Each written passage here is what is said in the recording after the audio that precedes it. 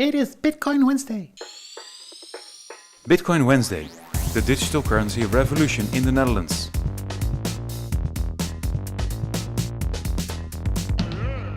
Register using the link on bitcoinwednesday.com.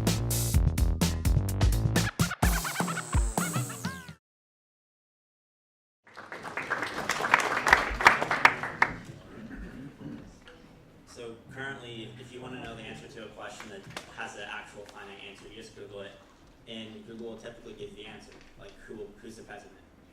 But if you have a question that you don't know the answer, like who will be the president in 2016, Google doesn't really have the solution to that. So what we'd like to provide is a solution. And so ideally, you'd Google this question, who will be president in 2016, and you'd get estimates for who's going to be president. And there's actually a great tool that allows you to do this. It's called a prediction market. And a prediction market basically has shares of events. So will Hillary Clinton become president, yes or no? If the yes price is 42 cents, that means the market currently estimates there's a 42% chance of her actually becoming president. So there have been a few prediction markets before. N-Trade is the most popular one. It got shut down in like 2013 due to CFTC regulations. The policy analysis market is also another one. The PAM was actually funded by DARPA and the CIA, and Congress kind of got upset about it, so they shut it down the day before it launched.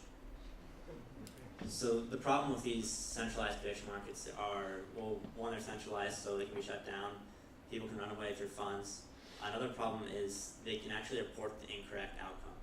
So with N-Trade, during the 2012 Iowa caucus, N-Trade said that Rick Santorum won. He actually didn't. And so everyone who put their money on Mitt Romney, who actually won, they lost all their money, and N-Trade never corrected the situation. So now we're going to go over a few types of prediction markets, and then we'll go into how our software works. So as the basic type we described, binary ones, yes or no. You can also have ones that are like scalar. So you could basically buy and sell shares in outcomes of what will the price of Apple be, what will the S&P 500 be in 6 months, things like that. You can also have categorical markets. So you have a range of options to choose from. They're all mutually exclusive, so only one of them can happen. And then the cooler markets are ones that are called multidimensional.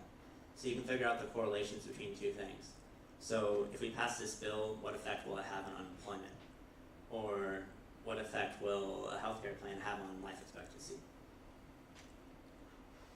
So for our platform, there are a few things that happen. First, you create an event, which is basically proposing the question. So will X happen by Y date? And you can combine these events into markets. And the market's basically where you buy and sell shares in these events. And you buy and sell shares from an equation. So that way there's no centralized order book or anything like that. And it also helps, it makes things a lot simpler. And the problem with order books are they have bid-ask spreads. So someone may be trying to sell for 60 cents, you may be trying to buy for 45. There's not a very good estimate there. With our equations, you get a finite estimate. And then after that, there's reporting. So in a traditional prediction market, one person says, this actually happened, here's how the payout's going to be.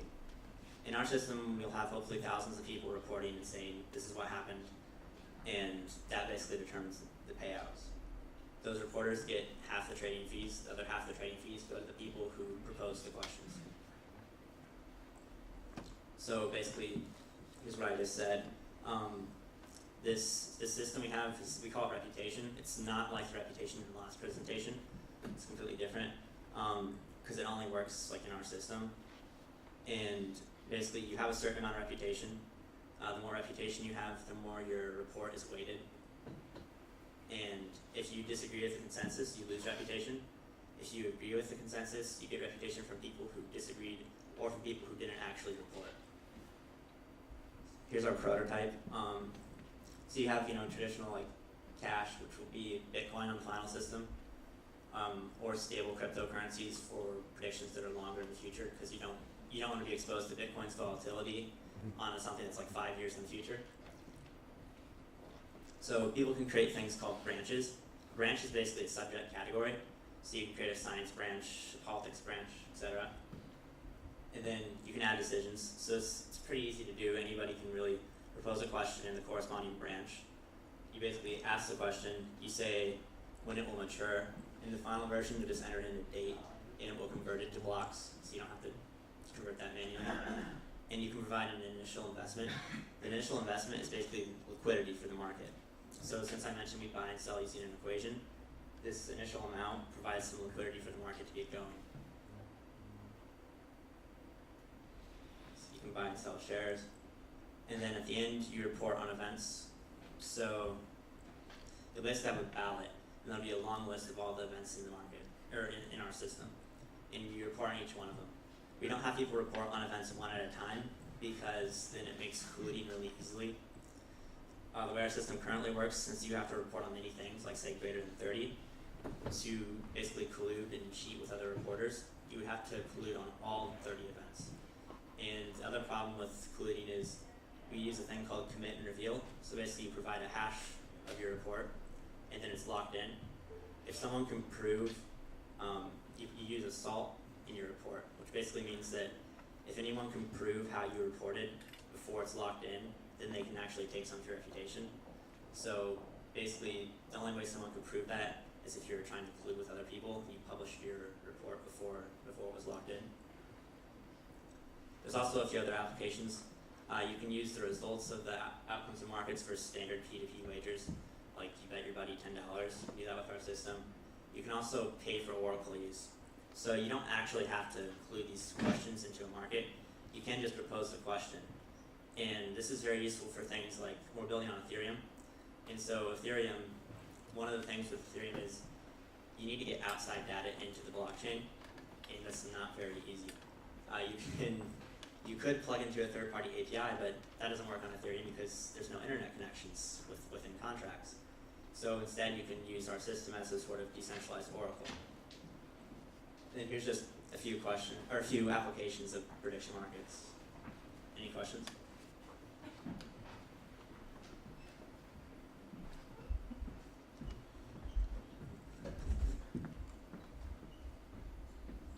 Thanks.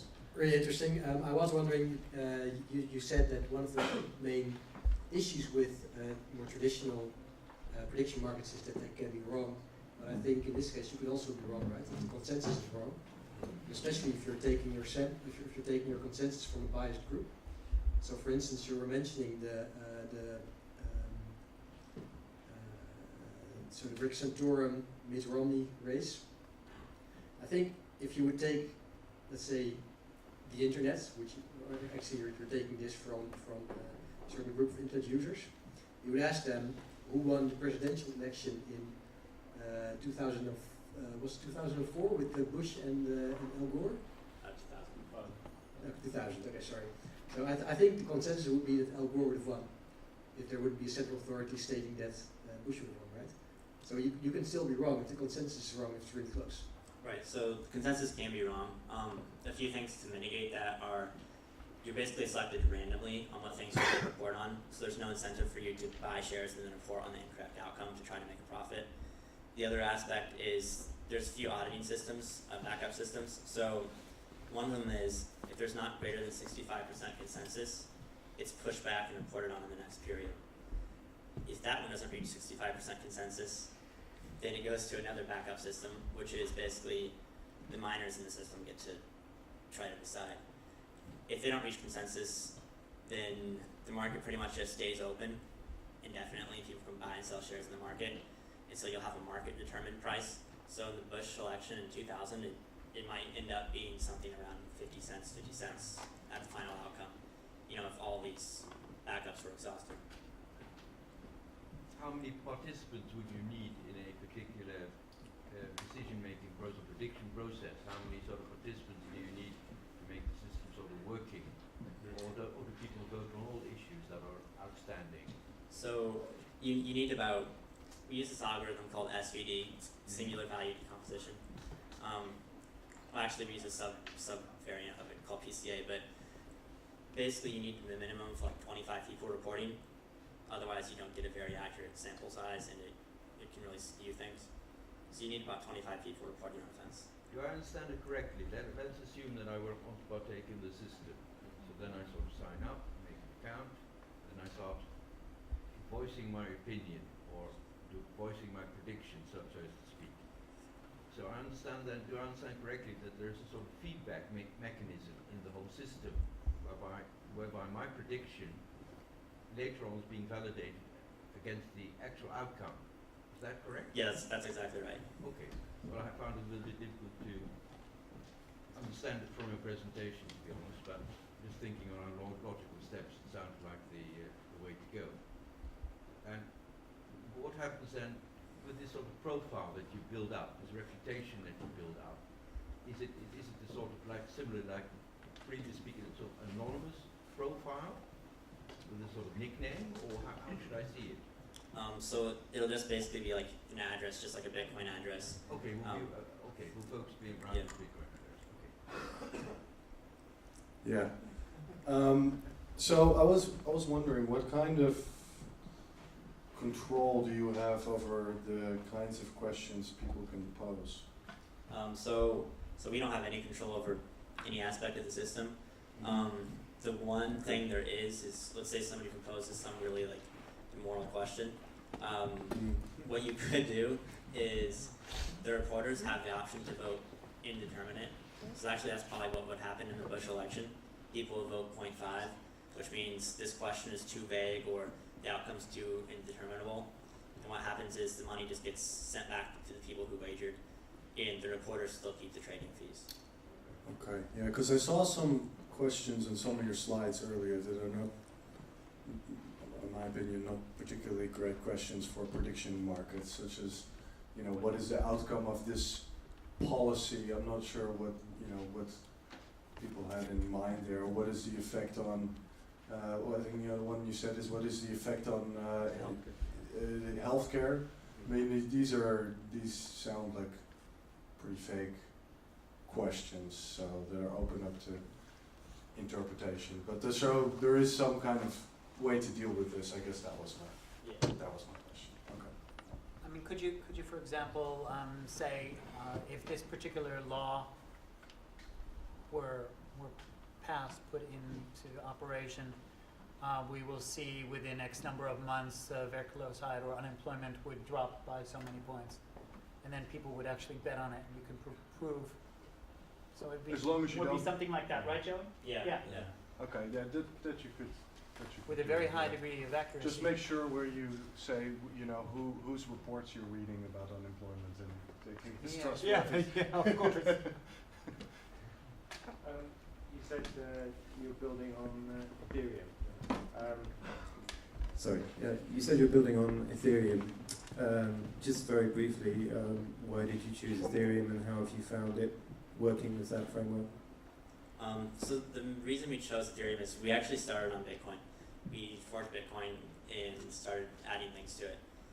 The problem we came across was it's really designed to do one thing very, very well, which is be Bitcoin. And if you try to add things to it, it really breaks and falls apart in lots of places. And then I didn't really like Ethereum for a while, but then I talked to Vitalik, and he said that once sidechains come out, they will add them, which was a big important thing for us because we want people to be able to use Bitcoin on our system. And so then basically like for 2 weeks I just messed around with Ethereum trying to find a reason why I shouldn't use it and like why it was bad. I couldn't really find one. It was much quicker to iterate on as well. With Bitcoin it took us like 6 weeks to do a simple feature of our platform. Ethereum you can do that in a few days, and then so it's just much quicker development time as well.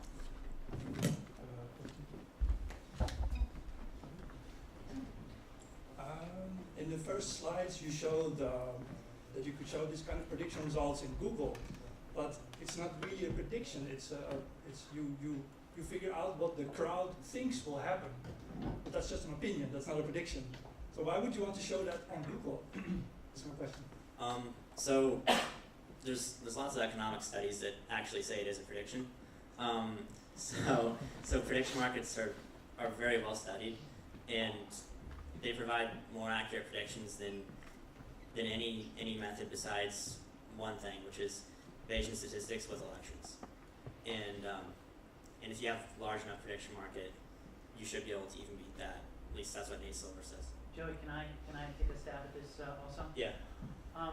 If someone had said, I don't know, maybe 5 years ago, 8 years ago, for example, that it would be interesting to get in our Google search results tweets, like stuff that SMSs that people sent to one another from their mobile phone, and that you would be searching in Google, and that it would be useful to find that. Most of us would have thought, wow, that's crazy.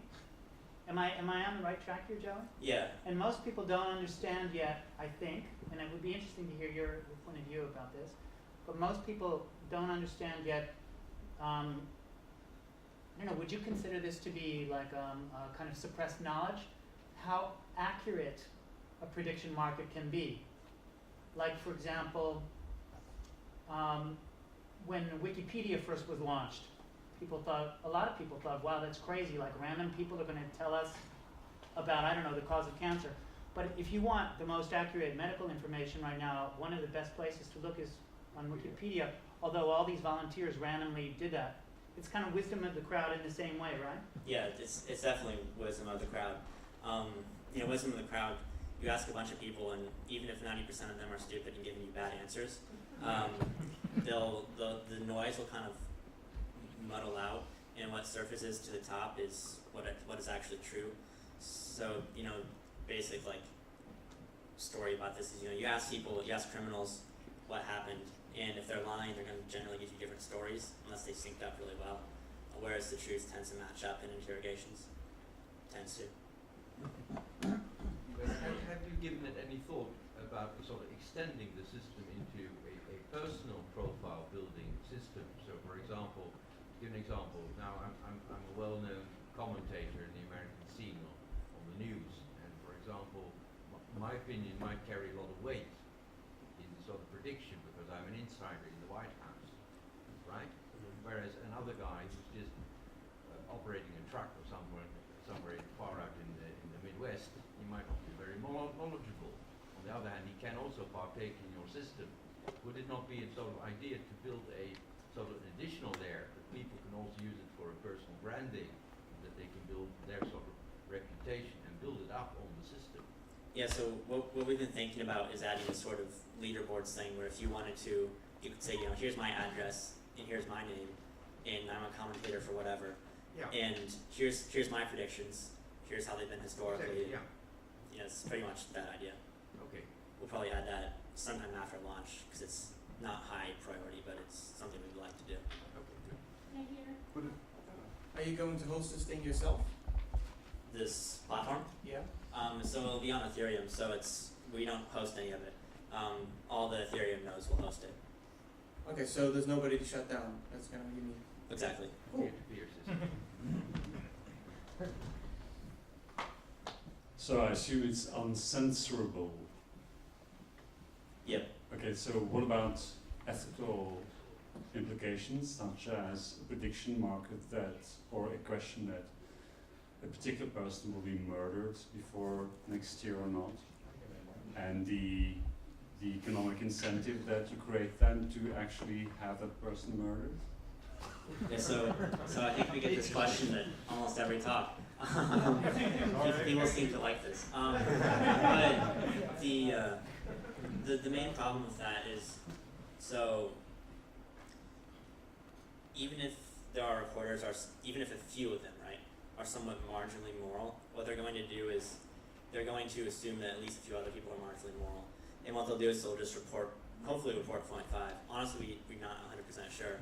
But I think that's what's going to happen because in our system, this reporting system, it's basically the idea that the truth is a Schelling point.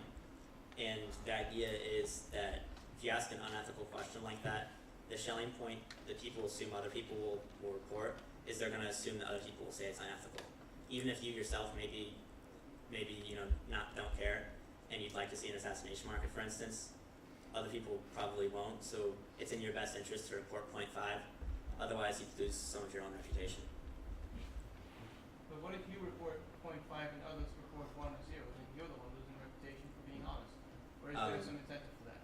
So there's some incentive for that. So greater than 65% of people would have to be like completely immoral to for this to happen, which it might be, I don't know. But so if it was less than 65%, then we have all these backup auditing systems that I described earlier. If it's greater than 65%, then yeah, it would be decided as an outcome. But what about if it would be like a publicly hated person?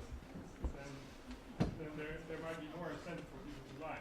They feel like, well, my reputation doesn't matter, so I'll enter in. I like to call this a not an assassination market per se, I'm also on the project, but a forcible resignation market. If there is a large enough financial incentive for someone to go out and murder someone, that the person that has a hit on their head actually has a massive financial motivation to fake their own death and bet against their death and then claim the money and then reappear once the market closes. So it's kind of like what they have in Africa, where dictators are offered $5 million to step down. It's the same sort of thing. It's like, hey, you can be killed, or you can get a bunch of money by faking your own death. And that's why I don't like assassination markets per se, because it's more, if the person's that badly hated, then they have a huge incentive to just fake their death and claim that money. Okay. More questions? If you're wrong, there's nothing you can do about it. When you first started your presentation, I thought, well, this is like a system for educated gambling. But now it sinks in. You have a lot of potential with this, because you have Dutch polls, which you have international polls which say which politician will get elected, and so on and so on. But this will can be an, how do you say, an overall system for the whole world to see what will happen. I think if it gets used a lot, I think this has very high potential if it gets used a lot. Yeah, thank you. The idea behind prediction markets is, let's take all of the tools we have to predict something, right?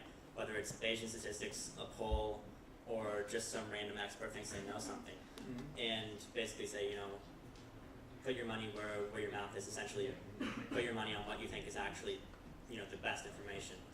And historically, they've worked pretty well. Intrade was one of the most accurate election predictors ever, and we hope to bring that to things beyond just elections.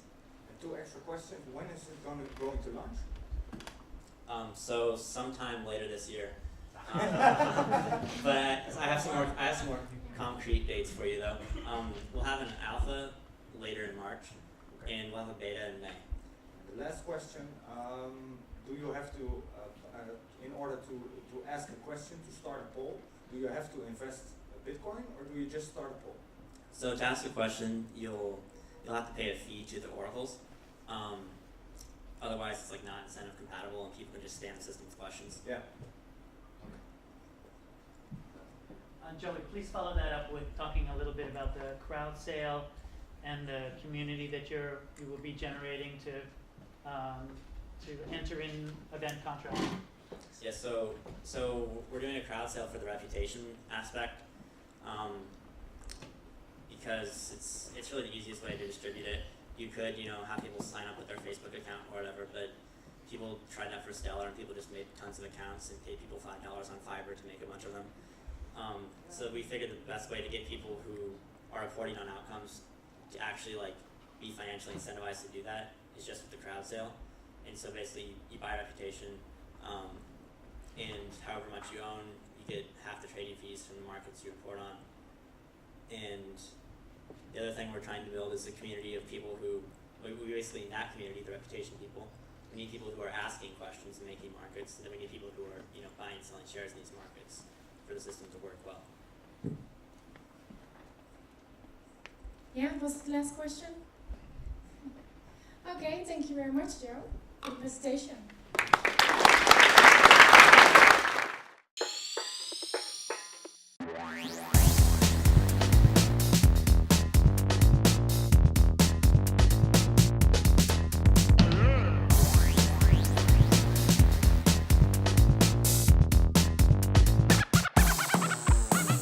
Bitcoin Wednesday.